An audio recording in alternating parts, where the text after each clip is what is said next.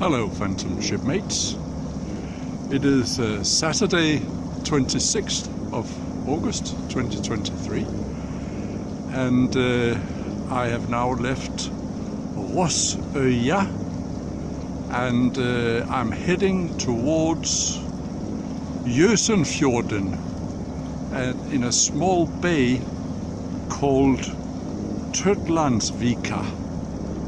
It's so small that it's not even named on the Garmin chart.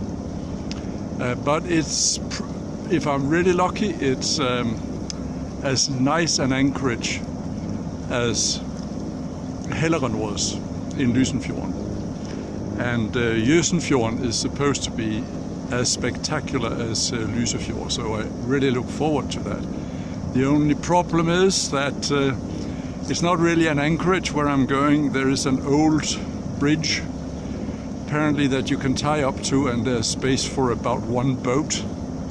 So I'm really banking on this being quite late in the season here, it appears. I see very few other sailboats. And it's quite a distance from Stavanger, so I hope that I'll be the only person to reach that place. Otherwise I'll have to sail some more to find another place to be, because again the problem is there are very few anchorages here because of the steep slope of the fjords. Here's 20 seconds of silence from Norway. All I hear is the occasional noise from the autopilot as it adjusts the course slightly. A little bit of creaking from the main sheet. And then birds, occasionally bells from domestic animals, guess sheep and goats from this green hill over here. And that's it really, 20 seconds.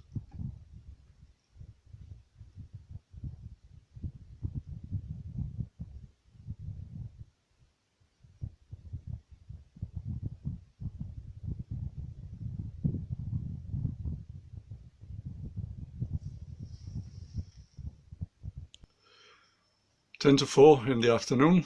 I couldn't understand why the service batteries didn't charge up properly. So I looked at it and discovered that the alternator isn't generating any power. Now this has happened to me before. During a gale in the English Channel, I suddenly discovered that the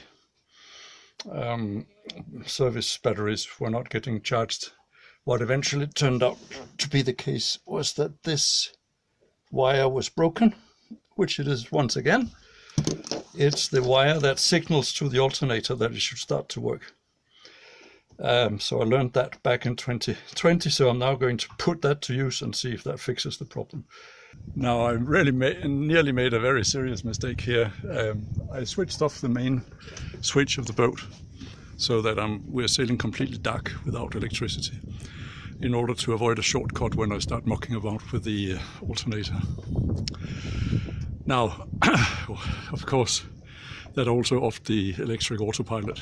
So I realized it within 30 seconds or so, and I jumped up, and sure enough, we were heading straight towards the bank in here. But thankfully nothing happened, so I've now fallen off. We're sailing dead downwind towards our destination.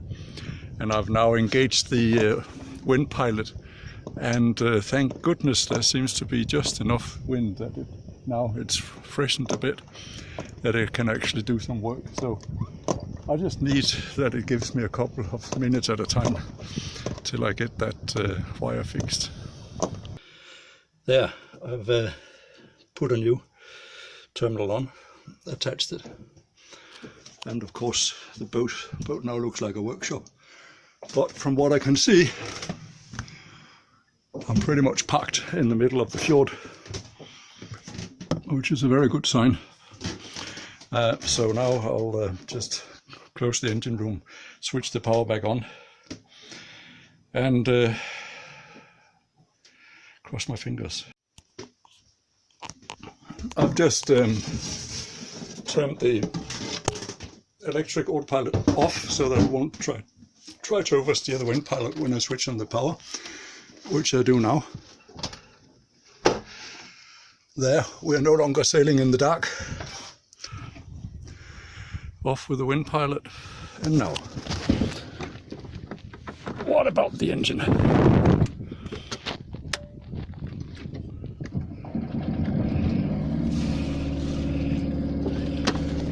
Let me see whether it generates power. It looks very good. Amps going out here. Amps, 25 amps, and net 27 amps. Brilliant. Oh, this is so good. Wow, that was close. Well, we sail on merrily. Here then finally is the entrance to Jøsenfjorden. It looks spectacular. A bit ominous perhaps. I don't know whether that's rain down there, but it might be. Over here is my backup plan in case I cannot tie up where I would prefer to tie up. But I've lost some time because of the repair, and therefore I'm now steaming down towards my primary target.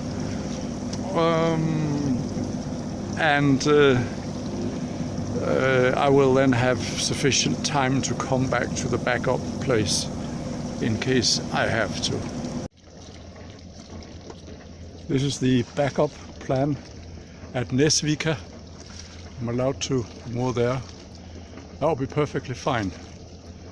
But I'm going to go for gold and see if I can find that wonderful bay.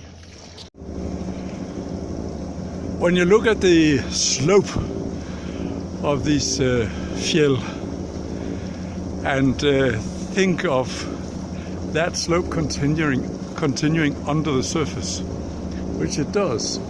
The depth of this fjord here at the narrowest point is about 500 meters, so half a kilometer. So when you think of that slope, you can sort of appreciate the difficulty of using an anchor in this part of the world. So there really are very few anchorages in these kind of fjords. Rounding Vikerneset now, and I think I can make out some buildings in there. Wow, that is quite exciting. But it's difficult to see because of the rain. But look at these mountains. Whoa. Steep mountainsides, waterfalls, dramatic. This is straight out of Treasure Island. Boy, it's amazing. So over here in the port side of the bay there should be an old ferry landing bridge, which one is allowed to tie up to. We shall see. The guidebook I have borrowed is 20 years old, so a lot can have changed. We have some wooden houses, and I see the pier in there. There's also a lot of stuff that is probably used by the fish farm, but I do see some planks at the end of the pier that look promising. I don't like those huge tires. Well, let me get closer. Let me get closer and look. So there's a little blue motorboat here and a pontoon bridge. Yeah, it looks a bit dicey, but it's floating, and I'm not expecting a lot of wind. I think there's space for me there. I'll have a go at it. I'll just put my fenders up very high and should be doable.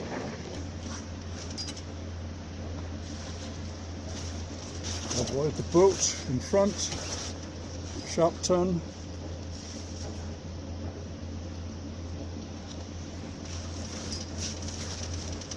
Stop the speed, reduce the speed.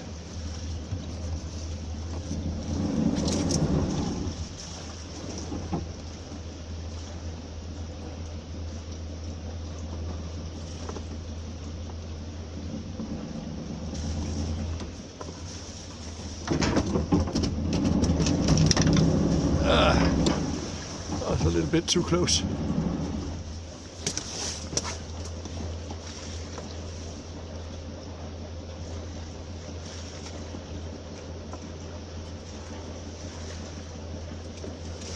And then there's a tiny sign in here saying that this is a private pier and you're not allowed to go in here. Well, that was a shame. It was going so well. Oh well. I'm approaching the fish farm and look at the color, or rather discoloration, of this water. Whether it's pollution from the fish farm, I don't know, but they do have a reputation of polluting quite severely. Don't think I'd like to swim in this actually. Bye bye, private pier. Here's the fish farm. This is where our Norwegian salmon comes from.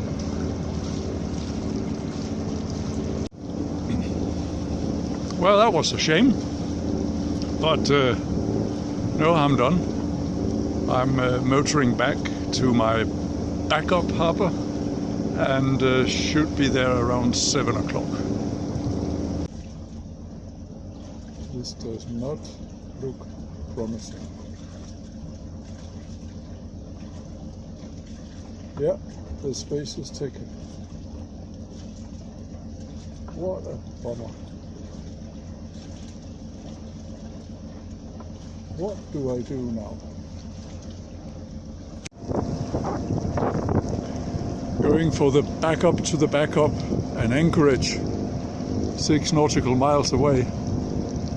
I'll get there 11 minutes before sunset according to this schedule, so cutting it tight.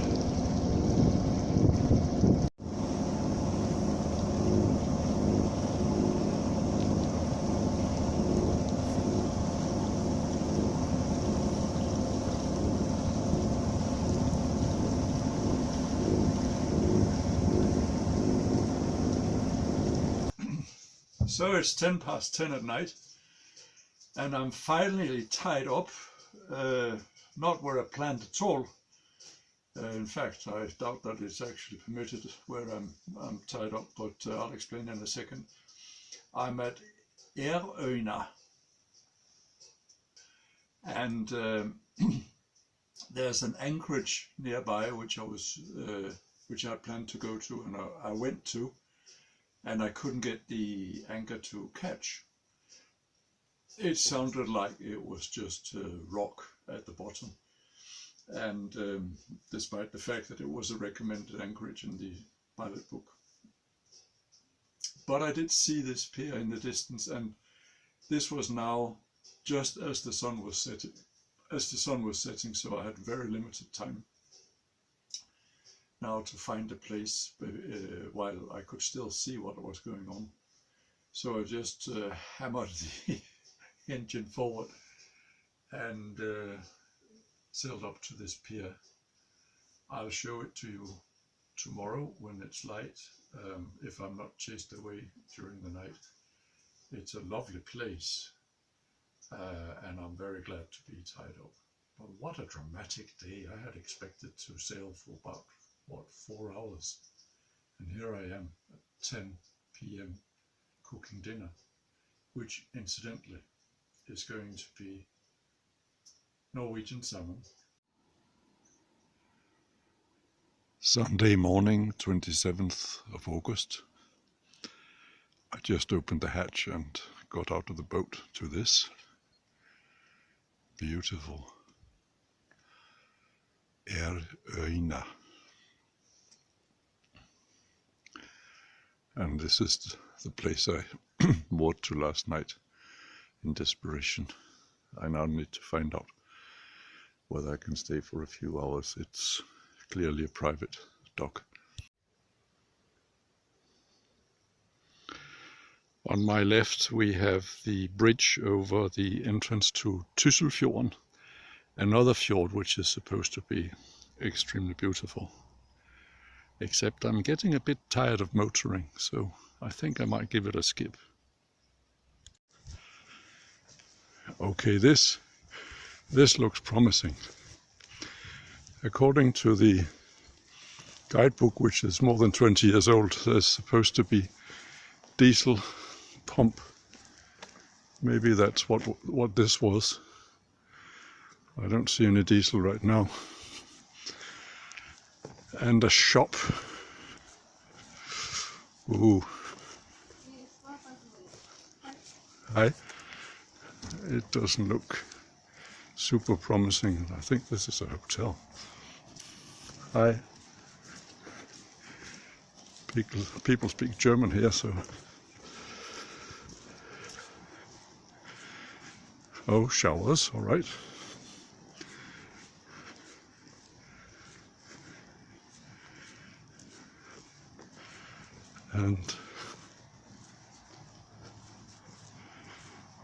But no other guests. Let's see over here.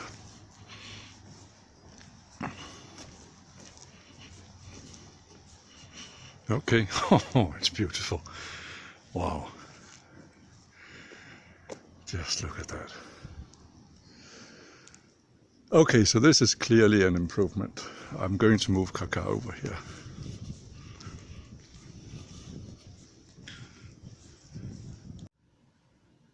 Aha, so it turns out that payment is not that easy. There are various methods described here. None of them are easily accessible to me because I'm not Norwegian. So I will give this a miss and proceed to an anchorage instead. I'm not missing out on much by not staying. I won't be able to get diesel here anyway. And I don't see any shops around either, so might as well go up to an anchorage and see how that goes. It may not be legit to park there, but it is certainly pretty. Motoring out of Ærøy. Just a short hop, all going well, of about 12 nautical miles to a landing bridge.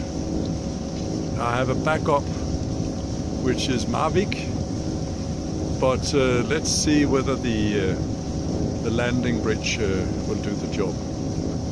Very interesting.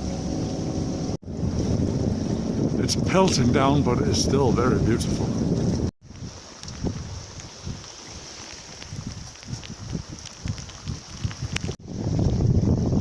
We're sailing! 14 knots of wind, 15 knots of wind. I saw 17 just a minute ago. And I have become thoroughly wet. Top to bottom. It's been melting down. But we are approaching our first attempted landing of the day. This looks very promising. I see only one other boat in there at the end, so that'll work for us. 9.4 meters, 9.1, 8.9. It is raining cats and dogs.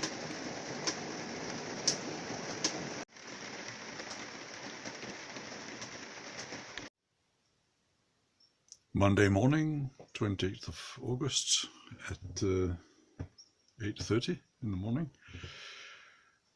Let us go out and see where we landed yesterday. Here you see the bay, my neighbor.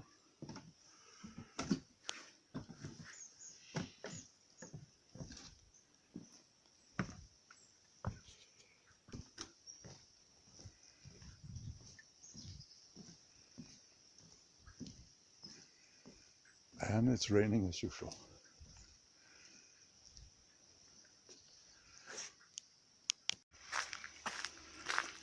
I stayed at Jøsenfjorden one day resting and also going out for provisions in a nearby town and getting to know my neighbor. And then it was time to set off for another couple of anchorages. After having stayed at them, I went on to Skudeneshavn.